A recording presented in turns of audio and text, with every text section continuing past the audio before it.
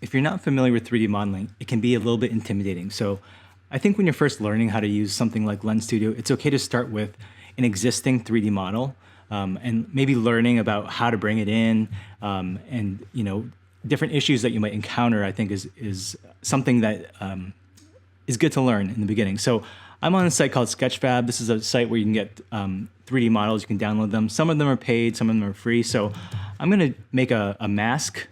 And I want to use a 3D model. Modeling this would be kind of difficult. Some of these are actually 3D scans, which might make it a little bit easier. But there are other ones that are modeled. The way I got this is I searched for mask, and I also clicked downloadable, and that's going to give me only the files that can be downloaded. So it kind of filters it out. So I'm going to start with maybe a mask that I think is going to be not too complicated. Like if I pick something like this probably has a lot of geometry. It's probably going to be really, the file size is going to be large and it might not work as well in Lens Studio. So this one looks pretty straightforward. There's like an image texture that's on this, and it's pretty smooth. And I'm just thinking maybe I can use this. This looks like a Joker mask from, I guess, Joker's Gang and one of those movies or TV shows. So what you can do is, and now, let me go grab the Joker mask and I can download it like here. What would work is like GLTF or GLB. You could get a Blender format or USDZ, but then you might need to convert it. So one thing to keep in mind is you probably want to keep your file size down. So I might not need a 2K texture. That's 2000. I need 1K is probably okay. So maybe I'll download that. I'll start from there and I'll see how I can use this in Lens Studio. That asset, I'll do Command-Shift-I in the asset browser. Whoops, and I'll grab my Joker mask. I can leave this as it is with the materials. Use the defaults here and get going. So the first thing I want to do is create this head binding or tracking of the head. So I'm going to go into the scene over here and go look for head binding. And you'll see that created this head structure and also a face occluder. So when I bring in my my Joker mask here, let me drag that under and I'll put it underneath the head binding, but not underneath the face occluder. You can see what happens. That face came in and I can select it, hit W. I'll use the arrows to move forward and move this to kind of get it into place.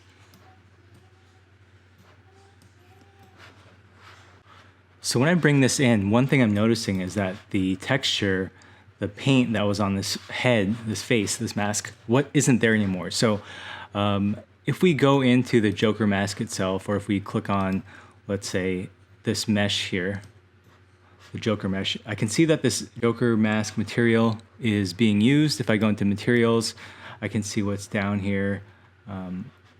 And something happened in the importing process. A quick way to fix this is by bringing the image into this material. However, in order to edit this package, you need to right-click on it and go to Unpack for editing. Now this is going to change the icon, but it'll give us access to some more features. So under Materials now, we can go in and start to make changes here. Before this was locked and we couldn't pull these sliders, but now we can. And what we want to do is add a base material here. So we'll go to base texture. Right now it's set to base color, and that's just letting us change the color. But we actually want to go to base texture, and let me go back to that whitish color. And from here, if we look inside your folder, there's this texture. And actually, let me just click on this. This is the that paint, the face paint, kind of flattened out into a 2D image. So what we'll do is go into the material here, and where it says texture, we can click here and bring in that texture. Great. So that now this is working. This is giving us the material, and this is something I've just noticed happens sometimes when you import it. But if that has an issue, just be aware that the material typically has, the graphic on it, and we just need to attach that image. The graphic is rendered as an image back to the material. Now, there are some reasons to maybe work in a different program or do this differently, like let's say through Blender, and I can show how I might approach something in Blender, and also maybe one additional benefit that you can get from working in Blender that you can't really get from here. So I've just opened up a new file in Blender. I'm gonna, again, this is a default file. It comes within the cube. Let's click on it, hit X to delete it. And now I'm gonna import that mask that I had. It was a GLTF, and it's gonna be this one, Joker mask.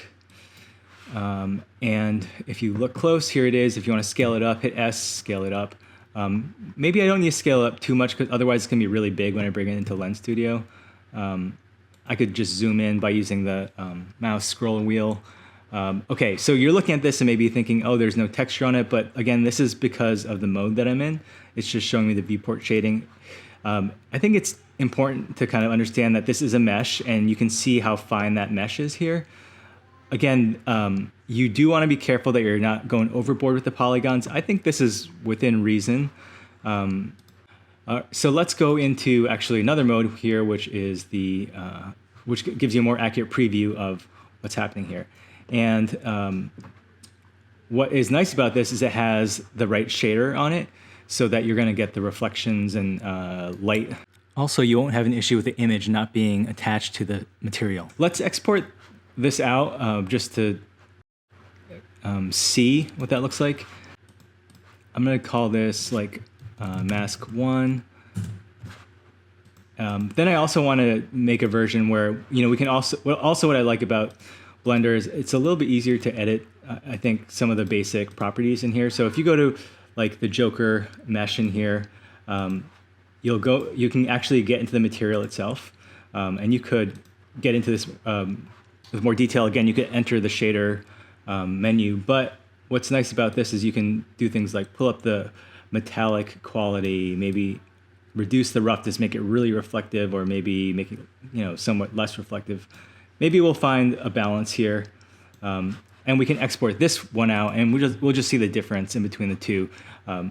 So again, I like I'm gonna call this mask 2. I like editing or prepping files in Blender because you can also, if you have a really high mesh here and you need to reduce it, you could do that as well. If you are in Blender and you want to reduce the number of polygons here, one easy way to do it is select the object itself, and we're going to add a modifier here.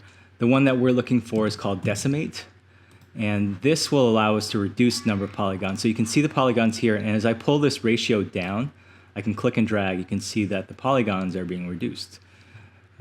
We can also view this with the texture on there, so you can see at some point maybe you'll get to like an area where that's not really going to work. But if you're trying to optimize this for size, you might say, oh, this would be fine. We can look at the wireframe. And so when you're ready and you want to permanently make this smaller, you just need to go into here and hit apply, and then that will apply that new reduction of the polygons. So that's another reason why I like working in Blender ahead of time. If I'm grabbing an asset, just kind of prepping it for using it in an AR environment. Back in Lens Studio, so Command-Shift-I, once I'm in the asset browser, let's bring in mask 1 just to show what that looks like. Let's leave it in the default settings, bring that back up under head binding. You can see it actually came in a really large, so I probably shouldn't have been scaling it inside of Blender, but I can scale it back down and then move it around, hit Q to move it in the right place. I can see it's too big there, so hit R again to scale it down. Okay, so that does look better. You can see there's lights and shadows catching on the surface. And if we just wanted to do a comparison, again, I did do a mask that had a little more metalness to it. reflective quality. So let's see what that looks like. Let's turn this one off for now, and let's bring in our mask 2. Again, it's too large, but we'll hit R to resize it. Whoops. R, and then we'll click, bring it down.